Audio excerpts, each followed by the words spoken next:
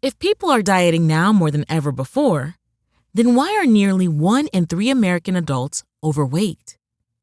Dr. Gundry, who's helped thousands lose weight and feel younger and healthier than ever, says most people are not getting enough fat-burning MCTs from their food.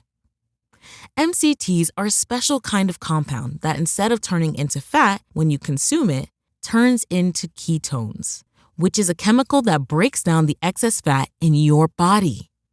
So, by getting more MCTs in your diet, you essentially flip a switch that puts your body in caloric bypass mode, which can flush out excess fat and calories. And he's created an easy way for you to activate caloric bypass right at home. It's called MCT Wellness. This powerful blend of fat-flushing MCT powders and antioxidant-rich polyphenols is designed to help you unlock your body's fat-burning, energy-producing potential. What's even better is that it's a delicious drink. I love how incredible it tastes. All you do is add a scoop to water, enjoy, and watch as you start feeling slimmer and more energized. So, if you want to experience a quick, easy, and effective way to melt pounds fast, go to GundryMD.com/energy and order right now to get up to 53% off your regular price order with a 90-day money-back guarantee. Again, that's GUNDRYMD.com/energy. That's the sound of your current hype level at the gas pump. But brace yourself for something fuel nominal, because Unleaded 88 is about to take the hype to a whole new level. Unleaded 88 is cheaper, cleaner, and greener than regular unleaded. Plus, it's homegrown, making Unleaded 88 the clear choice at the pump and totally worth the hype. So pump it up with Unleaded 88, brought to you by Iowa Corn. The following podcast may contain discussions supported by science that may be considered dangerous to some listeners and conspiracy theorists. Discretion is advised. The 3 Down Greencast is brought to you by the Pile of Bones Brewing Company. Home delivery available in Regina at sassbeerdelivery.ca. Welcome to the 3 Down Greencast. You are listening to the internet's only Sergio Castillo podcast. I'm Joel Gasson with John Fraser as always, and yes, of course, we will talk about our boy in a little bit. Yes! Great debut! But before we get to all that, I know that I'm before the woke mob right now, staring down the barrel of cancel culture. So, I have some things I want to get off my chest. Did you take your horse dewormer before you're starting this, Joel? No. Good. Number 1, a hot dog is a sandwich. It's a taco. Number 2, mustard is the preferred condiment of hot dogs. You know, it's funny, Kay, I was thinking of you last night. Go on. Well, and hot dogs, yes. As sexy as that is. We had a hot dog roast over the fire at the mother and father-in-law's last night, and I was out to get my toppings, and there was like Cheese Whiz and relish and ketchup and everything, and my mother-in-law had fried up sauerkraut with onions and gave mustard, and I'm like, if I don't have this, Joel won't speak to me again. So I was thinking of you while dressing my hot dogs last night. That's pretty good. Yeah, you done good. Thanks, buddy. Thanks. For once, you done good. But number 3, and this is actually probably the thing the woke mob sometimes gets upset about. Yes. Is that the CFL, and I wrote the piece, and we've talked about it on this podcast a lot, still has an entertainment problem. And yes, we're not going to get into we're not going to, spend the whole entire episode on this like we have in the past, but it's just interesting because it was last week Cody Fajardo was talking, because I guess he got asked about sort of the quality of the games. Mm-hmm. And he was talking about how, his people in the States that he knows loves it. I'm like, obviously there's some bias there because they know you and they're watching you play, and that's fun. Right. Which is fair. And, he took it in a way where he answered it and said, well, I think, the rules are good and the talent is good. And I would tell you, I completely agree with that. Yes. We've gotten into this discussion before that there are other issues around the game as to why it is struggling right now. And, I think we've seen through USports and the CJFL that it is not fundamentally the Canadian game that is broken. It is just the CFL. Well, and it's not even the matter of the year off, because that's the number one thing that I think people respond with. Well, these guys had a year off and so on and so forth. And I can tell you, I have definitely started paying more attention. Like, I used to be the guy that if there was a random CFL game on, I watched that over everything. Largely, I mean, I partially blame you and Plaster for this, but I've started switching to NCAA a little bit more. But I also rediscovered the joy that is USports football and the CJFL over the weekend. Saturday at work, not very busy. Don't tell my bosses, but I watched a majority of the Saskatchewan-Calgary regular season finale, thanks to Dan Plaster's password. Again, thanks, Plaster. And that game had 4 or 5 lead changes before half. The Huskies pulled away late. Calgary made it close again, and that was excellent. Those are two teams that didn't play at all last year. They didn't practice. They didn't have anywhere to go because, I mean, their students are basically all sitting at home on the couch, just hanging out. I mean, these guys were staying in shape and everything like that. And then the crown jewel of the weekend, if you will, I made it to the second half of the Hilltops and Edmonton Huskies PFC semifinal. And let me tell you, Joel, that might have been one of the most entertaining football games I've ever been to live. And I've been to that crazy Vanier Cup in Vancouver. We're talking the Hilltops came from behind. The Huskies scored late. Hilltops executed a 2-minute drill. So, yeah, I'm not buying anybody that says these guys had a year off, right? So, yeah.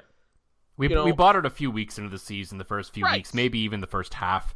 But at this point in the year, we should be seeing more of the Winnipeg Montreals that we saw than not.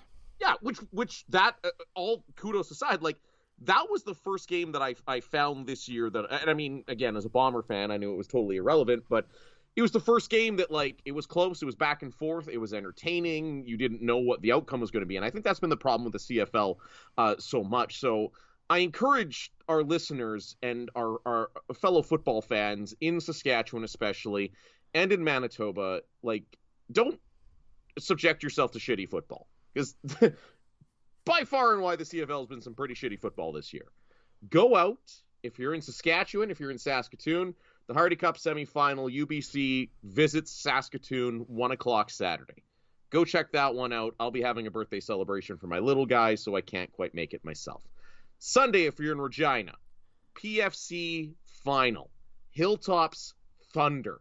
That's going to be a slobber knocker. Those two teams hate each other. Go. And the Thunder have been the best team in the conference all year, so it's going to be a big matchup for them. And the Hilltops are the 6-time defending Canadian champions. Yeah, so this is sort of their, this is sort of the hill they have to get over, so to speak, to get, to kind of reach to the point where they've been building towards for, basically their entire existence. So right, and the Thunder, I mean, it's at New Mosaic Stadium. You're not going to some shitty half-done, you're sitting on a cold bench. I mean, thankfully in Saskatchewan, we're blessed the fact that normally they play at Libel, and that's just a wonderful facility for them. It's perfect for junior football in this country. Well, that's what I mean. You've got SMF, you've got Griffiths, you've got Libel, you've got New Mosaic. It's great here in Saskatoon. So I highly encourage everybody, go on out. Don't subject yourself to some crappy football. And if you're in Manitoba, the other Hardy Cup semifinal, 4 o'clock on Saturday. I know we have a few Manitoba listeners. Go check that out. Don't let yourself... It's like how we always preach to not drink shitty beer. Don't just accept shitty football because it's easy, it's on your couch. Go watch, cheering your local teams. I know I'm going to be stealing my children's iPad on Saturday a whole bunch and tuning into these games as much as I can. And actually, another game that should be good, I was looking at the rosters today, little self-promotion, 6A Provincial High School Football Championship at SMF Field, Saturday at 1 o'clock. I'll have the call. I don't know where the hell we're streaming. I don't know where it's going to be. But I was doing game prep today. Real great self-promotion here on this one. I'm broadcasting a game somewhere. Where? I don't have a clue. I don't know where it's going to be. I know I'm working for SaskTel Max. I don't know if it's going to be live anywhere. The great guys at Bamboo Shoots I've done a lot of work with. But, I don't know where it's being broadcast, but somebody's paying me to be there. And it is my first football game I will have called in 3 years, and I'm very much looking forward to it. So you're going to be rusty is what you're saying. Oh, I'm going to be fucking terrible.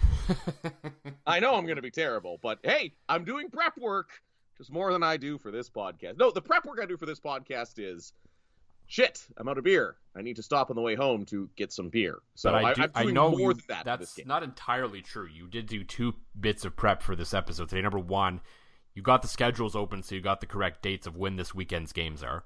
That's true. Yes, and I do number right 2, now. Yep. Even though I know you know them by heart, you do have Sergio's stats available too. It's funny. I needed to make sure I knew them all by heart because I had like one of those moments in life, Joel, where you're like sitting and you're like, life might be perfect. When Sergio sealed that game, I was in the hot tub at my in-laws, TV on the deck, watching Sergio put it center cut to put away a win for my Bombers. Like, the only thing would have been better if I wasn't drinking shitty beer. I was, full disclosure, drinking shitty beer. I'm sorry. It happens from time to time with you, I guess. Yeah, it does. It's cold, and I didn't pay for it. So deep at my core, despite being relatively successful in what I do, I'm still a broke radio guy that likes free stuff. Yeah, that's fair. As I put away a good beer here. So yeah, we are going to talk about the Riders' latest win. They are basically on the doorstep of clinching a home playoff game. But I would say not all is well in Saskatchewan right now. Certainly still a fair bit of angst over this team based on the way that game has gone, just like every other so far this season. Yes. We're going to talk a little bit about Edmonton in that game and a decision they made that caught a lot of people by surprise, but I actually said it before they decided to do it, that they should go for 2 and did. And we'll of course have our weekly Sergio update as always. Yes. But as usual, before we get into all of that today, especially since we know John's not drinking shitty beer, for the Pile of Bones Brewing Company, John, what's in the glass this week? In the glass is from our friends and sponsors of the Pile of Bones Brewing Company, the Face Melter Dry Hopped Sour. It is exactly what it says. I have now come around on sour beers. It's tasty, delightful. As a guy that loves vodka lemon, it's actually kind of a similar taste to that. And only 4.5%. You can enjoy a couple, but yeah, really good, nice and dry, crisp, clean, like everything made by Pile of Bones. It is delicious the second it hits your tongue.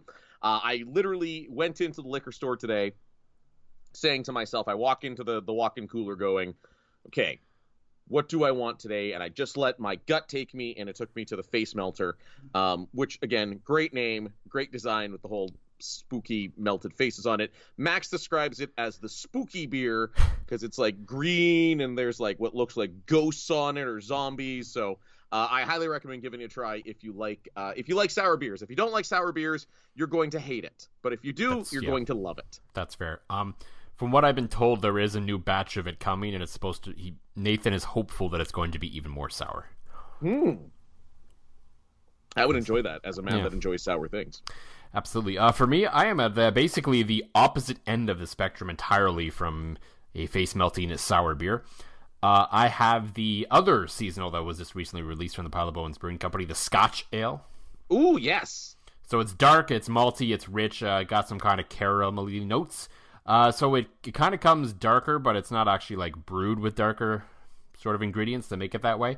It just kind of caramelizes in the kettle a little bit because it brews for a little longer, letting it get to that color. No actual scotch in the beer. It's just a style, though. You do find it time to time. I know they had a cask a couple weeks ago with some scotch in it. And I think Bushwhacker has done that as well with their Scotch Ale from time to time. It has a nice little sort of smokiness and such to it. So it's done. So do they add like actual scotch, or is it just like the scotch barrel it's aged in, or how do they do that? Well, when they actually add scotch to it, like there's like scotch in it with it. Interesting. Yeah, because I mean, if it's a cask, you're not generally going to barrel age a cask, but it is something. That's fair. It is something that can be done. I mean, I'm sure you could barrel age it. I've seen on Twitter and on the social medias that the Rebellion Brewing Company is currently barrel aging something, but I'm not sure what it is. But I'm looking forward to whatever it is, because that whatever it is will be delightful. Because barrel aged beers are always quite delicious, unless they're the Wayne Gretzky one, because that stuff is terrible. I mean, I wonder if it was actually really barrel aged or not. And for how long, and the whole thing. So I think it might have glanced at a barrel because it's just got this. No, that or they just added Minhas whiskey to it or something because it's just not good. It is not whiskey nor beer. It is not something you should ever try because I did it for you. You're welcome. It was terrible. Stay away from the Wayne Gretzky Rye Ale. Yeah, I haven't really heard great things about their beers. Most of their beers are sort of just average, whatever kind of beers. So. Which is funny because the wine is actually decent. I'll give them credit. Wayne Gretzky wines are pretty okay. The beer's shit. Total shit. Maybe it's because you actually understand beer a little better than you do wine. That's probably how I'd feel about it. I've tried some wines that people don't like, and I'm like, I don't know, it tastes like wine. It's fine. That you know what? No, that is exactly it, right? I don't feel like I could be both a wine snob and a beer snob, or I would just be way too insufferable to drink with. And last time I checked, people still occasionally drink with me from time to time. So, despite my occasional snobbery,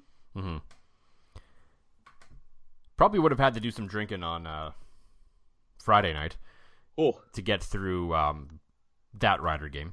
Yeah, that was a woof. That was I was doing drinking trying to get through it because it was just. It was one of those shitty games we alluded to. Just mistakes everywhere, penalties, incompletions. It was not an entertaining football game by any stretch of the imagination. No, it lacked a lot. And I mean, it's just kind of how the theme of the year has gone, especially, I think, for the Riders. And it leads to the question again of sort of where the confidence level is at with this team heading into the playoffs. We know they're going to be in the West semifinal. It's looking like they're probably going to host the West semifinal. And so the point becomes now, okay, is this team at a point where you believe they can win 3 playoff games in a row? And I mean, I'm not saying they can't do it. They are certainly, I think, the way they play is not the most entertaining to watch, and that's really neither here nor there for them, I guess, because all they really care about is winning, which is fair. But and when we talk about this, they don't have to have the league's greatest offense to pull this off. No. I think they just need a little bit more out of that unit, and they know that. I'm sure they know that at the end of the day, despite everything they sort of say publicly about what's going on right now. Right. And if they can just get that 1 or 2 more touchdowns a game than they're getting right now, I think it would firmly sort of put them in the conversation with the Bombers as a team that can come out of the West. Yes, and I think the comparison, as you and I were texting before the show, this is very much, as the season's gone on, this has looked more and more like the Chris Jones team, that the defense has to show up or this team is doomed. And I said, as much as Cody Fajardo doesn't make a lot of mistakes, he is a capable quarterback. He's an above-average starting quarterback in this league. The difference between some of the Jones teams and even that one that almost made the Grey Cup out of the East should have made the Grey Cup, quite frankly. Absolutely, the way that game went, they should have beat Toronto in that game.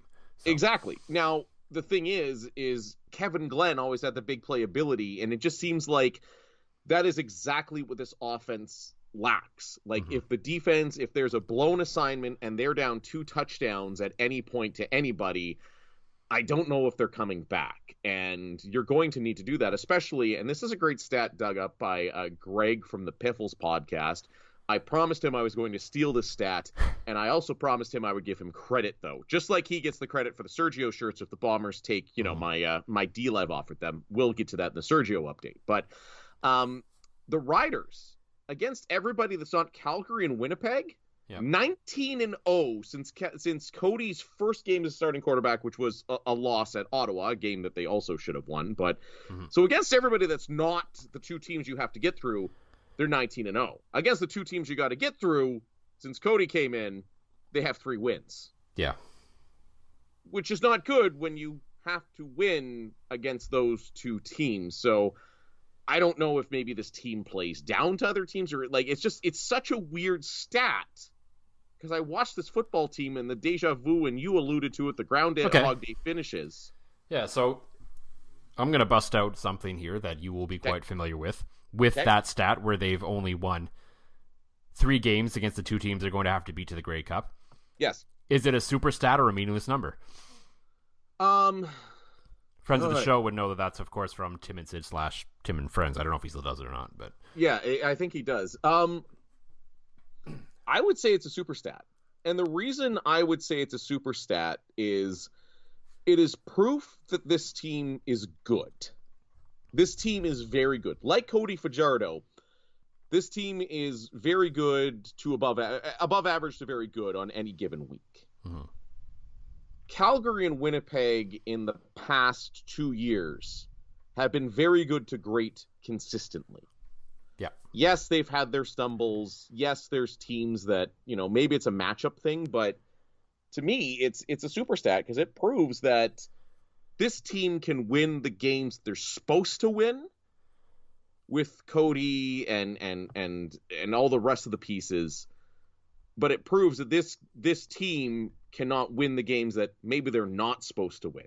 They can't get that extra play. They can't get that boot on the throat moment. There's just something lacking from this team to take them from, some nights they're average. Against Edmonton, they were average. They got away with it, right? Yeah. Some nights they're very good. That last win against Calgary, they played like a very good football team. That win against BC, they've played like a very good football team. But I think it's a super stat because in the past 2 seasons, you've had Winnipeg and you've had Calgary kind of ahead of everybody else. Calgary a little bit less so this year, obviously. And the Riders just haven't been able to step it up and figure out a way to overcome those teams. What do you think? Super stat or meaningless number? It's hard to say. Like I think with the Winnipeg Blue Bombers, it's a super stat. I think there's obviously matchup issues there. Yeah. Because this goes back a little bit, and this is something, and of course they're just that good this year. Oh yeah, they're ridiculously good this year. I think overall, the Riders have played better than Calgary in the 3 games they played. Interesting. I think if you look at the stretch of the games and take out other than maybe the middle game, but the first game and the third game for sure, I thought after the first game the Riders were the better team in that game for at least 45 minutes, maybe 50 minutes. And then if you look, and then I think the third game, it kind of followed that same script where they start a little slow, they got their bearings, and they just kind of took over the game, where it seems this year Calgary, at least against the Riders, has that early punch, but they don't have the adjustment to it after, while the Riders sort of start a little slower. They take the early punch, and whether they can recover or not. And I think they've proven that they can recover to varying degrees against Calgary. Mm-hmm. And I think winning that last one was very important. They've proven that they can get off the mat and win the game. Yes. So I think push comes to shove. If they get to the West semifinal, I think they can beat Calgary. Yes. And not if they get, when they get to the West semifinal against Calgary, I think they can beat them. Whether they do or not, we'll have to wait and see, but I think they can. Right. Winnipeg is a whole other discussion, and yeah. I mean, the way I think they could beat Winnipeg is because of the whole Winnipeg hasn't played a meaningful game in a month thing. By the time we get to that, and that could be a thing, it's going to be tough. And I think there are huge matchup issues with them. Once that defensive line gets going against the Rider offensive line, it's tough. And they haven't really proven anything against Winnipeg in any sort of degree, like you saw against them against Calgary this year. So I would have serious question marks there. So could they? I mean, maybe in a 1-game playoff, anything can happen. That's kind of the fun part of it, right? But, right. It's not a 7-game series. You're absolutely right. The thing I wonder, and as I watch the Riders get more and more boring this year, and seemingly their offense regressing. Well, the offense basically peaked in the first quarter of the first game. Yeah, 100%. Which is not what you want. Right, but I just mean, it seems like as the season's gone on, they've gotten worse, which is not something you'd expect. No. I almost wonder if Jason Moss, especially since once they clinched the playoff spot, like they've just gone so friggin' vanilla and so uninspiring. You wonder, is he just that paranoid about putting something on film that could beat Calgary, that could beat Winnipeg? Because, like, I don't know. I mean, I think especially, and I think in terms of Calgary, especially, they've played each other 3 times. They know what each other is doing at this point. Right, but only one of those, like, it was only really the middle game and the end game and the third game really for the Riders that anybody brought out kind of anything differently. Like, I keep holding on hope that maybe the Riders are something different than what they appear to be because of what they've shown flashes of, but at some point, like, you got to complete a deep ball. Like, well, and they did get the one to Duke Williams against Edmonton. They did, which you never see, which is fantastic. And then, Duke Williams was nicked up in practice or whatever. But I just the one thing that we can say about this, and I think the way they play and sort of their style of play, that those playoff games are likely going to be close. They're going to be in them. They're going to be a tough out no matter what happens. This isn't going to be a scenario where they're going to get the doors blown off them because the offense played poorly one day. It's more than likely, no, the defense is going to, at the very least, that you're going to have a shot at this game, likely at the end, because of the way you play football. Right. Unless it's against Winnipeg, because it's just matchup hell for them against Winnipeg. Yeah, I mean, it can be. I think in a playoff game, you're obviously going to try different things, and you're going to push the limits a little bit. Yeah. So I wouldn't expect, if they play Winnipeg in the West Final, if they get to the West Final and play Winnipeg, I guess I should say, I wouldn't anticipate a blowout in that game. No, and you never, especially when it's that cold. You really don't see, like, it's not going to be ideal high-scoring football weather. You are going to see grinded out in offense and things like that. So it just, I don't know. I see this team as this past 2 seasons, as you said, is they're an above average to very good team, and I think that's what they kind of are. They're a bit of a bridesmaid, and unless they show me something in the last few weeks to make me think that maybe that's not the case, that'll be my opinion of them heading into the playoffs and moving forward. Yeah, and I mean, and that's entirely fair too. One team we know that is not going to the playoffs is, of course, the Edmonton Elks. Yes. And, I mean, we're not going to get into what's happened there, what may or may not happen there. And I think there's lots of questions about Jamie Elizondo as a coach, and they're entirely valid and fair. Right. But I do want to give him some kudos for something, even if he almost undid it and did the wrong thing. Because this was a bit of a conversation during the game when Edmonton scored late because the Riders again did that thing where they unintentionally made games interesting that didn't have to be. Right. Again, it was a boring game until they shot themselves in the foot. Yeah, exactly. As they have tended to do the last few weeks. Once it looks like they're in control, they tend to make things interesting at the end, just like my Steelers always do. And so they scored the touchdown late, and all of a sudden they were within 4. The Elks are within 4. Yeah. And so the question became, well, do you go for 2 or 1? And for most people, it's an automatic, well, you just go for 1 and you make it a field goal game. And traditionally, yeah, you would think that, and that's what most teams would do. And then I saw, like, as soon as Jamie Elizondo, and I don't know if he actually meant to go do it or not, but he goes out there, he sends the 2-point unit out there, and instantly Dustin Nielsen, Glenn Suter, and everyone on Twitter is like, what are you doing? But if you go back in my Twitter timeline before the decision was shown on TV, I'm like, okay, Edmonton, go for 2, because then you can get the field. You could win with a field goal now. Yes, because, and this isn't an analytics discussion. This is a playing to win discussion.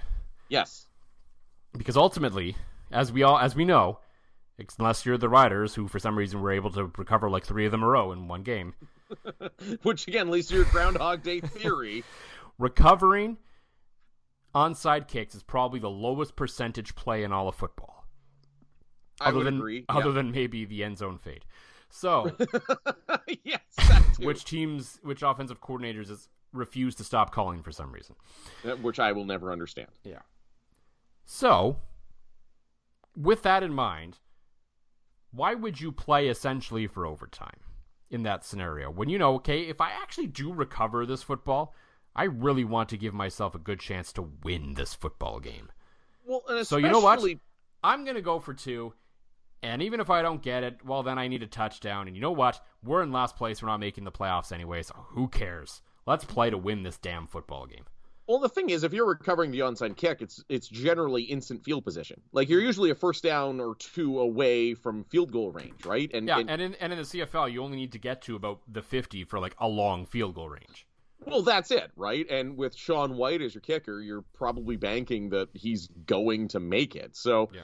I was with you. Like, I love the fact, and maybe this is part of my frustration with the CFL this year, is watching how going for it on fourth down in the NFL is becoming less and less taboo. No, like it's not even a discussion on the broadcast when it would be like 4th and inches, 4th and 1, and there isn't should they, shouldn't they, this is a big gamble, blah blah blah. It's just accepted as you go for it now. Right. And basically as soon as teams are crossing the 50 down there, they're going for it. College football, they're always going for it, right? So yeah. I love the gutsiness of the call because, like you said, you're a field goal away from... Yeah, and in fairness, I mean, CFL teams have been going for it on 3rd and 1 since forever. Yeah, no, you're exactly right. So it's funny, though, for them to get so conservative around the goal line. So, again, if you're... Maybe if the tables are turned and you know that a win punches your ticket to the playoffs, okay, maybe you play it safe. But, again, like you said, they haven't won. They've had a terrible season. You're shut out at home for the first time in forever. Literally, it's never happened to them before. Yeah, literally. How do you not, I love the call to go for the win and then, to go for the 2-point and then to watch him, try to back out of it and basically Andre Proulx go, no, that's against the rules, screw you. I was a big Andre Proulx fan. The rules saved him from the wrong decision, basically. Well, that's exactly it. And I like it. I like gutsy calls. Maybe not the wrong decision, but the preferred decision in my mind. Right. I liked it. I like going for the win. I like gutsy calls. All that kind of stuff is the stuff that football needs more of because realistically that might have been the highlight of that game, and I hate to say it. So it was one of 2 highlights in the game for me. Mm-hmm.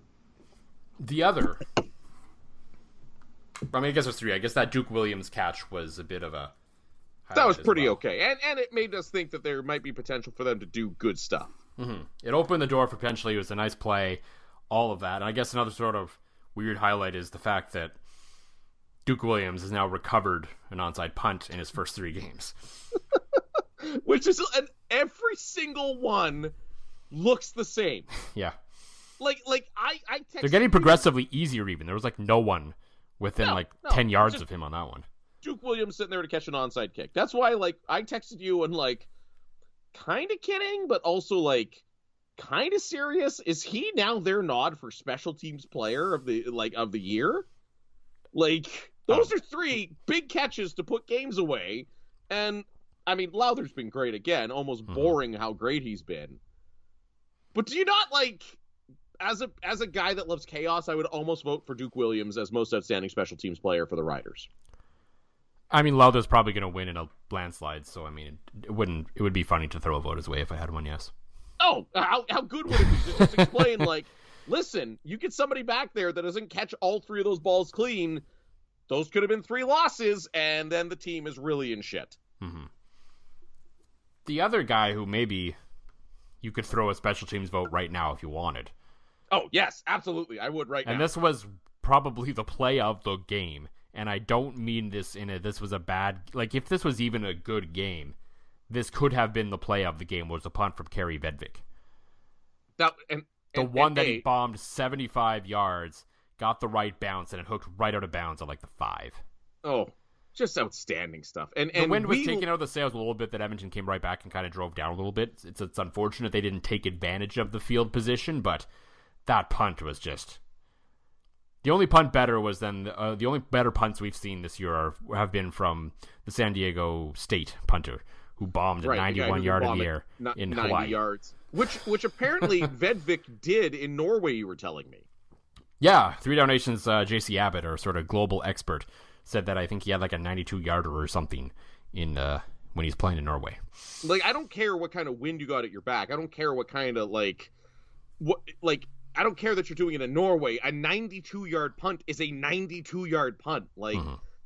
That's huge. And as much as John Ryan used to be that guy, this is John Ryan when he first broke into the league. That's yeah. To me, that could be the kind of thing that changes the playoff game. Yeah. If you've got the Norwegian nightmare just bombing punts and changing field positions. So he's got a big leg. He came from a slightly obscure place. And he's got a great name to say. So We might now have our punter on our all like bro crush special teams like team. Obviously, Sergio is the kicker. Mm-hmm. The punter might be Kari Vedvik, because that's just fun. Like, it's entirely possible. And the thing about the punt too wasn't just the distance; was the great placement of it as well. Oh, which yeah. I think everyone would, he's gotten a little better at it this year, but would agree that that's sort of been John Ryan's flaw, as he's kind of been stuck in the NFL mode where you just kind of bomb it as far as you can. That's fair. You don't try to angle it towards the sidelines, and I mean, he was getting better, and now he's out for the year, which allows the era of the Vedvik, the Norwegian nightmare, the Norwegian nomad, the Norwegian nice guy. I'm assuming he's a nice guy. The Norwegian nerd of kicking. Yeah, I'm on Team Vedvik. I'm very much on Team Vedvik. We also know that you're, of course, on Team Sergio. Yes, the Castillo. shirts, the jersey I've ordered. You know what, Joel? The most torturous thing, the customer service of the Blue Bomber store is fantastic, top notch. I cannot say enough good things about it. But every day that goes by, that every single email I get, and between my Still Attached Media account and all the Domino's Pizza and Family Pizza and A&W and Dairy Queen and McDonald's ads I get in my normal email, my heart skips a little because I'm waiting to hear from the Bomber store that my Sergio jersey has shipped. So I'm still waiting on it. I cannot wait to get it. I will probably wear it to bed. I will be that excited. But yes, we need to talk about our boy, one and only Sergio Castillo, who, yes, as I alluded to, it's just as a Blue Bomber fan, just seeing him out there brings me such peace, where before the kicking game was, again, like watching high school football or NCAA football, where you're not really sure what you're getting. But to see Sergio go 3 for 4 with a long of 47, and I think we give him credit for one other 47-yarder, there was a procedure penalty that pushed it back, and I got angry at Winnipeg head coach Mike O'Shea for not going for the 52-yarder. But you could just see Sergio, in his calm Sergio way, walk up and just boot the piss out of the ball right through the uprights. So a beautiful debut for Sergio. Now, he did miss one, but we will give him a mulligan for basically not playing for the last year and a bit. So. Yeah, dude was in the NFL, took the year off because he didn't want to expose himself to COVID, which is something we can respect. And yeah, he missed from 38. It's okay. That's the beauty of the Bomber games being meaningless along the way. Our boy Sergio, which is also funny, the group chat blew up when he finally missed a kick, because it happens so rarely. But again, that's the kind of kick that Winnipeg wasn't making, was the kick that Sergio made to put it away. That 3 points made it a 2-score game, and he just walked up there cool as ice and right down the middle for the Sergio. I can't wait till that jersey gets here. I'm so excited. Yeah, I mean, I think you can just see the difference in the kicks. Yes. Like there isn't like the as you're watching it. Like it's very confident that it's like, okay, this is either going in or it's not. Like there's no weirdness to it. Like it's a straight, it's a kick. All kickers miss every once in a while, but you know what you're watching. Well, and that's it. It's like watching, with the Riders, watching Brett Lauther, that it's going to be a well-struck ball. It's going to be center cut. Maybe it's rushed. Maybe there's a gust of wind, but it's just like, again, this is my bro crush on Sergio dates back to the last time he bailed Winnipeg kicking out before they signed Justin Medlock. And I believe on that old podcast I was on, I was disappointed that they signed Justin Medlock because Sergio was so good. But he's back now, and all is right with the world, and hopefully my jersey's in the mail this week. As much as we like Sergio, that definitely was a John Fraser take. I swear, like, if you could find the audio, I think my point I wasn't mad that they signed Justin Medlock.